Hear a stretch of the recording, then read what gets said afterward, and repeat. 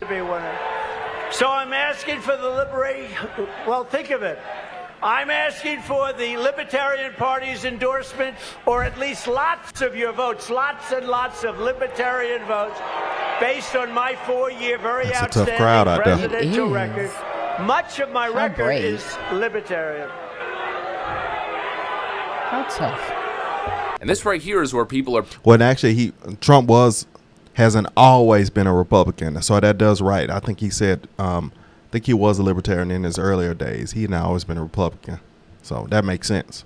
Panicking. Why would he do this? Why would he do this to himself? Why would he create that image to have that viral clip bouncing around the internet? The Democrats are going to have a field day with that one. Donald Trump gets booed. But I don't know about you guys. I don't see it that way because of the underlying context. Yep. You know, obviously, it was expected that Donald Trump would show up there and not exactly be the most welcomed of guests. Right. So it's a little bit different from the usual, you know, gets booed off stage style framing video that we release on this channel, where mostly Democrats will show up someplace that they expect to get support, but instead they get booed off the freaking stage. The boos were expected. What Donald Trump's adversaries are perceiving as a hugely embarrassing moment, in my view, wasn't embarrassing at all. Right. If anything, it once again showed Donald Trump's courage to go where he's not popular, and it also further creates the contrast between him and Joe Biden. Exactly. His willingness to be in tough places, his willingness to speak to people that disagree with him. You know, Joe Biden's the most controlled politician ever, and the media keeps pointing out how controlled all of these events are. I covered Clinton, I covered Bush 43, and I covered Trump, and I never, ever saw them using notes in a situation like this. And I was in Singapore with Trump when he had his first meeting with Kim Jong-un. He went for an hour answering every question that anybody put to him, never once glanced down at the lectern. He was just like off the top of his head. And the questions with were not on answers. topic. No, they were all over the place. Never have reporters seen a president who's so reliant on note cards in the Situation Room. A president who's shying away from debates. A president who doesn't do interviews, who doesn't do public events, who doesn't speak in not totally controlled environments. Well, Donald Trump not only does all of those things, but he also essentially goes into what you can view as, you know, enemy territory, and he takes on the crowd. If anything, I view the event similar to Donald Trump's infamous UN speech. He goes to a place that is adversarial and tries to work the crowd and get them on his side. It was yet again Donald Trump playing the crowd, another calculated play where he's testing different talking points. And even beyond testing talking points, he's also giving people a sales pitch. You know, staunch, hardcore libertarians are not people who vote for Republican candidates, or at least not in every election. They're mostly people who will vote for the Libertarian candidate, or the vote will split. They'll either stay home or vote for the Democrat or vote for the Republican, depending on how they feel. Well, Donald Trump is going to these people saying, look, we've got a lot in common, and I'm even willing to extend an olive branch. You may be booing me, but I'm here to tell you that we're not so different, and I'm also here to offer you guys a couple things. He spoke about Bitcoin. I will ensure that the future of crypto and the future of Bitcoin will be made in the USA, not driven overseas. I will support the right to self-custody to the nation's 50 million crypto holders. I say this with your vote. I will keep Elizabeth Warren and her goons away from your Bitcoin. And I will never allow the creation of a central bank digital currency. All right, see. Look at that. Look at that, see? I will also... He even went as far to say, if you vote for me, I will commute the sentence of Ross Ulbricht. And if you vote for me on day one, I will commute the sentence of Ross Ulbricht, who was sentenced of time served. That's that environment. That environment's...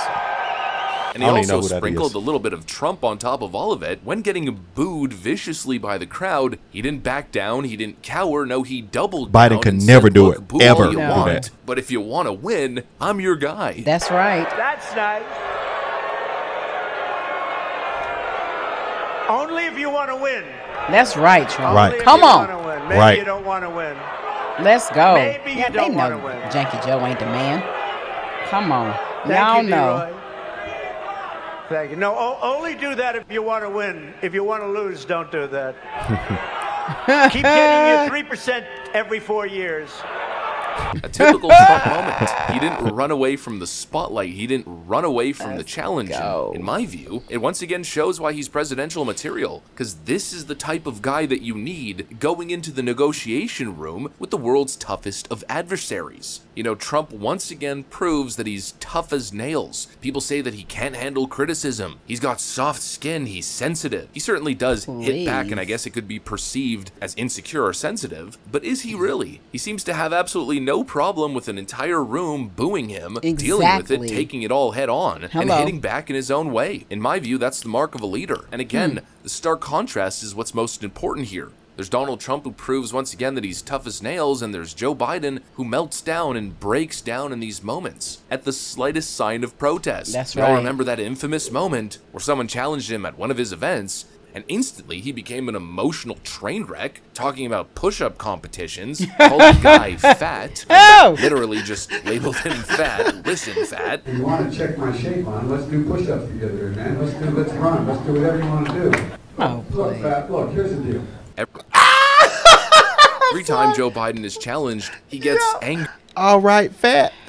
Let's do some push-ups. Child, please. You couldn't do 5. Because the old man probably challenged him, saying, "You too old. You too old." He said, "All right, fat. Come on, all right, fat." That man probably would have ran circles around him. Don't do that. Oh my God! Don't do that. Could you good well, please do the push-up challenge so that we can react to that video? Nobody wants to see your bone separate from your muscle in a push-up. I cannot. The whole left arm will turn to dust. I can't even imagine.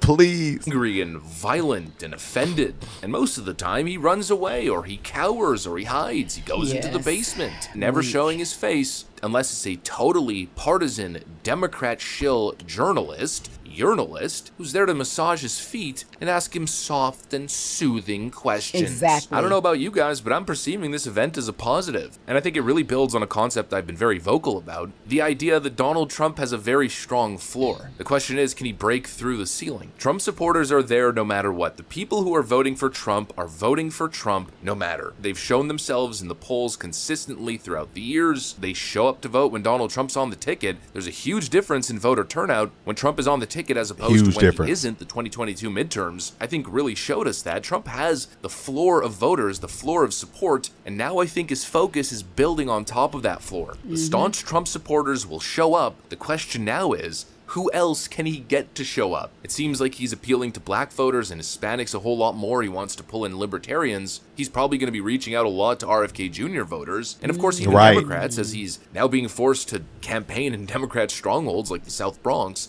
and Harlem. The campaign season is on. It's on like frickin' Donkey Kong. And the story is, at least the story to me, is that Donald Trump is making some amazing strides. He's implementing new tactics and strategies. And Joe Biden, well, Joe Biden is in the basement as per usual. That's it. That's the video. That's what I got for you guys. Thanks for watching. Tanning I'll see you on the next Let's go. Shout out to Liberal Minds for Shout this out to video. Liberal Mind. He has some good content over there that I look at from time to time. And absolutely, what a smart and genius move.